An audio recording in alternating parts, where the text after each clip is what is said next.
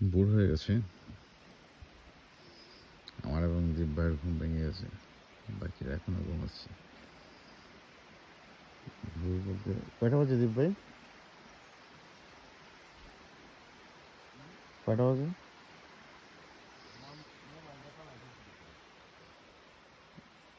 তারপরে ঘুমাচ্ছে। আমাদের বাতিটা কাল সারা রাত ধরে ধরেছিল, এখনো চলছে। তো সকালটা কেমন দেখা যায়? একটা রাত ভালোই গেল, কোনো ধরনের ছাড়া। ও, মশার উপদ্রব বেড়ে গেছে, বুঝছেন? মশার উপদ্রব বেড়ে গেছে। হ্যাঁ, সকালে মনে একটু মশা। পাহাড়ি নদীর বয়ে যাওয়ার কোনো শান্তি নাই, ক্লান্তি নাই। হ্যাঁ, অবিরাম। সে হাজার বছর তো হবে, কবে পৃথিবী সৃষ্টির পর থেকে ওদের যাত্রা শুরু এভাবেই। এখন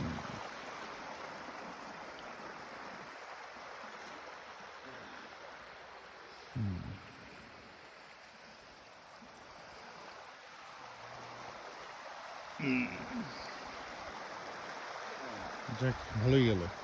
হ্যাঁ রাত্রে তো তেমন একটা সমস্যা হয় না। আচ্ছা, আসলে আমাদের তাবুর সামনে কে আসছিল? হ্যাঁ, কে আসছিল আমাদের তাবুর সামনে? আমি শিওর। সকাল হয়ে গেছে, সকাল বলতে এখন ভোর।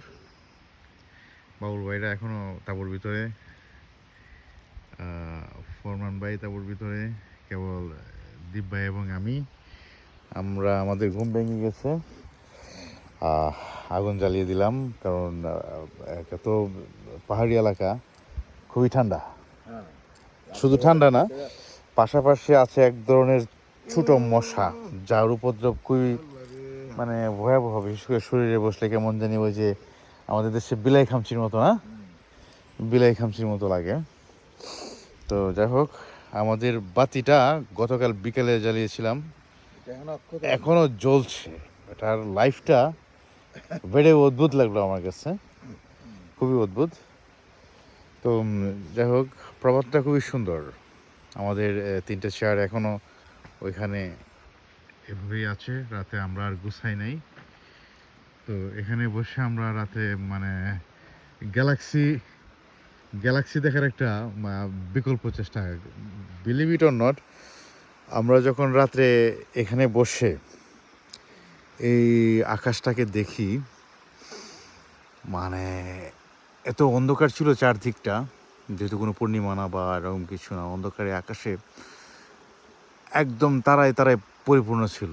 এত তারা আকাশে একসাথে সম্ভবত বাংলাদেশ ছাড়ার পর আর কখনো দেখি নাই। কারণ এখানে আকাশের দিকে সন্ধ্যার দিকে তাকালে খুব একটা তারা দেখার সুযোগ হয় না, এই জন্য যে সম্ভবত সব দিক আলোকিত থাকে, এই জন্যে ওই আকাশের আলোটা আর চোখে পড়ে না, অন্ধকারটা।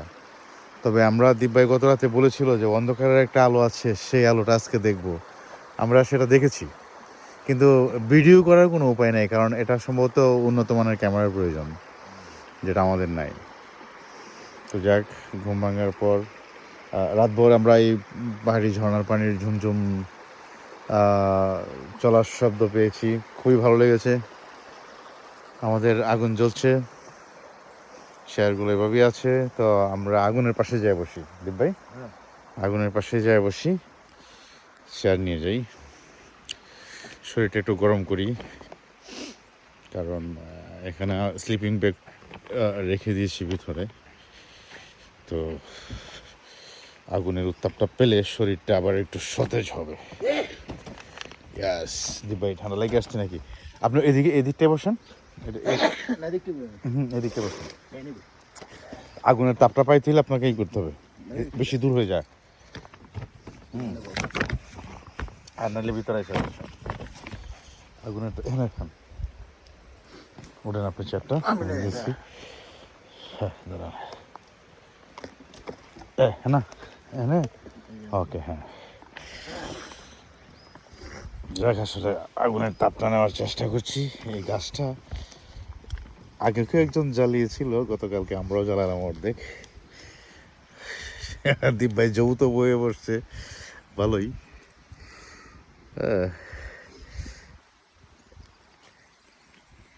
এরিও কাকু টক্করি চলে এই আগুন জ্বালাইছি আসেন একটু নোয়া খাইলে ভাষা বললাম যদি আমি নোয়া খাইলে না বাট নোয়া খাইলে ভাষা এই মুহূর্তে বেচারার পরের নাটকের জন্য যথেষ্ট জনপ্রিয় আচ্ছা একটা জিনিস বলি রাতে আমাদের তাঁবুতে কিছু একটা এসেছিল হয় ওইটা বলছেন গুড মর্নিং ম্যাম তো তাঁবুতে কিছু একটা এসেছিল একটা কিছুর অস্তিত্ব পাওয়া গেছে এটা ট্রু এখন কনফার্ম হলাম যদিও ভয়ের কারণে রাতে এরা কেউ ওঠে নাই আমি যখন আমাদের তাঁবুতে কিছু একটা মানে শব্দ হয় বাইরে থেকে তখন আমি ওইটা বসলাম বসার পরে অনুভব করতেছি যে শব্দটা আরো হচ্ছে কিনা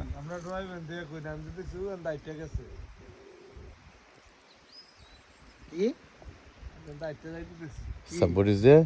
হ্যাঁ কি আমি অনুভব করতে যে কিছু একটা আইটা যে দিকটা গেছে এটা আমি দেখছি এটা তখন আমি আছে না আমার শরীর ভয় ভয় পেয়ে গেছে আমি তো এটা তো আপনি তখন করেন নাই তখন কয় না কারণ সবাই ভয় পাবে আপনি জানেন আমার ঠান্ডা লয়ে এলেন ভিতরে আমি তো তার নিয়ে ভিতরে নিয়ে এসেছি হ্যাঁ কি ছিল মানে কোনো কিছু একটা যে গেছে এটা বুঝছি আর কি মানে something is going this way maybe animal or something else মানুষ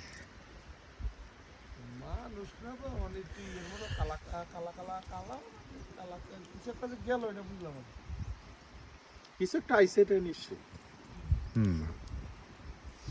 কিন্তু আমাদের এই বাতিটা কিন্তু অক্ষতই ছিল হ্যাঁ এই বাতিটা অক্ষত ছিল হ্যাঁ এটাকে ডিস্টার্ব করে নাই এটা ডিস্টার্ব করে নাই এটা অভাবই ছিল আমার মনে হয় কোনো অ্যানিম্যালই এবং সেটা আমাদের রাতে আগুনটা নিবানো ঠিক হয় নাই কারণ ওই যে মাটিতে যে ঘষাঘষি করছে হ্যাঁ হ্যাঁ এটা থেকে মনে হচ্ছে যে এটা অ্যানিম্যাল এবং এটা শিয়াল হওয়ার সম্ভাবনা বেশি না এই হ্যাঁ আমার কথা হচ্ছে কাজ তো কেউই দেয় না কাজ কেউ দিছে না আমি ভাবছি আমগো ভিতরে থেকেই দেন না বেশি কারণ এরপরে বাসা বাড়ি যদি আমরা কাজ দিছেন কিন্তু ভূত পেতনি তো কাশি দিতে পারে না কাজ আমি বলছি আমি জানতে দিছি না অ্যানিম্যালের তোমার ওই গলা হ্যাঁ না অ্যানিম্যাল না মানুষ কোনো মানুষ আসতে পারে উনি তো কয় মানুষ মানুষ কিন্তু মানুষ আসলে তো মানুষ আসলে কথা বলবে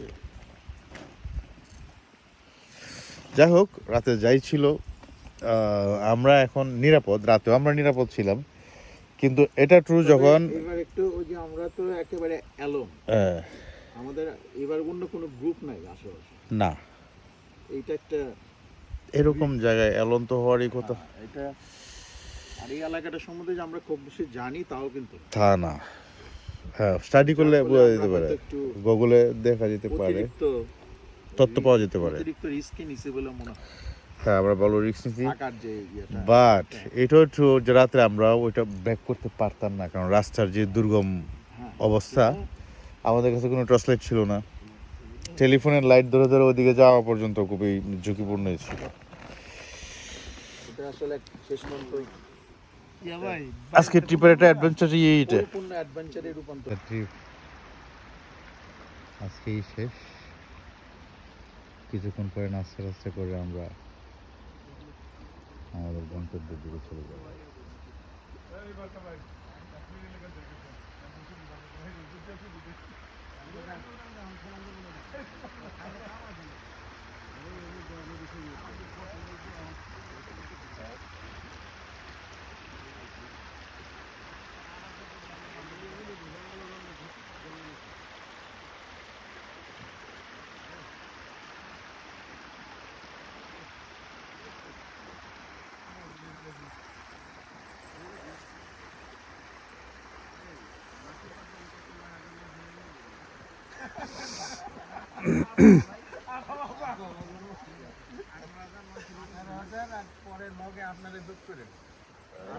Good morning, guys.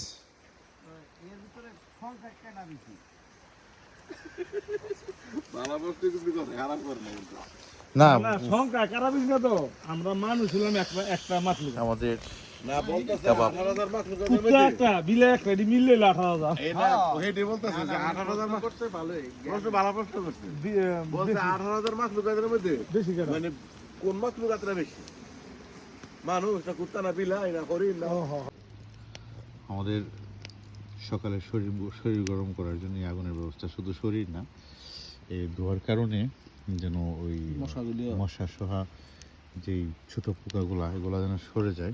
কামড়াইছে ছোট ছোট পোকা। হ্যাঁ, আমাদের কামড়াইছে। আপনি ওখানে যদি দেখে থাকেন তাহলে দৌড় দিছে ওই যে এই কোনাটা দিছে কিছু একটা যাইতাছে এরকম, কিন্তু অ্যানিমেল এরকম রাস্তা ধরে যাবে না হয়তো ঘুমে হঠাৎ উঠছি তো না, ঠিক আছে বয়ও দেখতে পারি না, আমার এরকম বয় আছে না, কিছু না দেখলে মনে যে কিছু আছে। আমি একবার এই রাত্রে আর কি ওই সময় ওই রোড মনে করেন ইয়াতে নেমে শুনলাম কত রোড ঘাট তো উন্নত ছিল না, তো একটা একটু চকের মাঝখানটা একটা কবরস্থান আছে আর কি, ওই দিকটা আমার বাড়িতে যাইতো।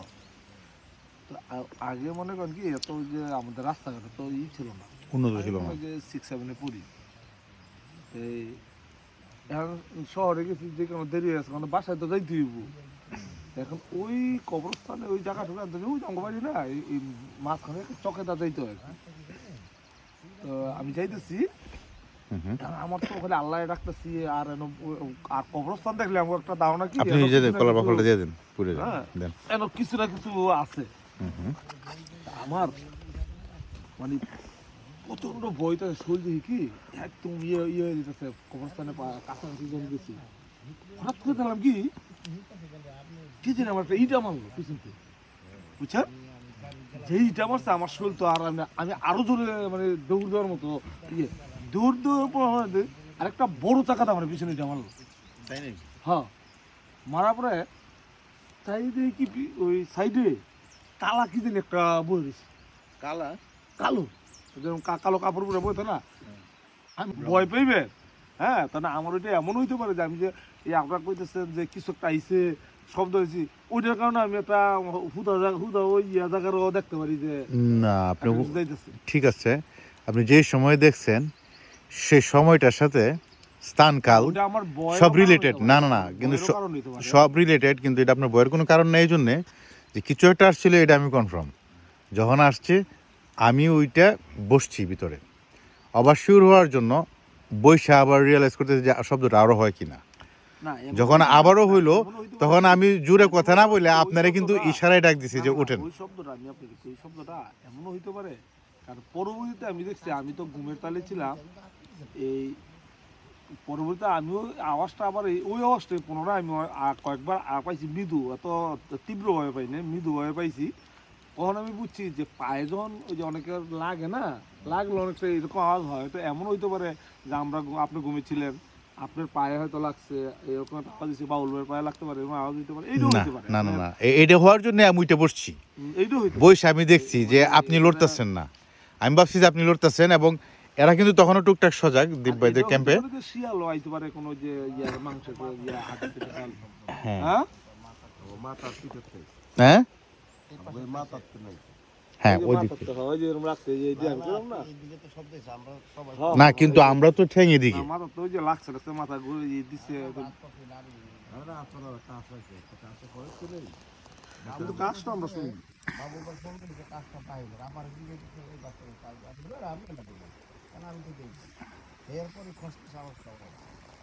রাইট।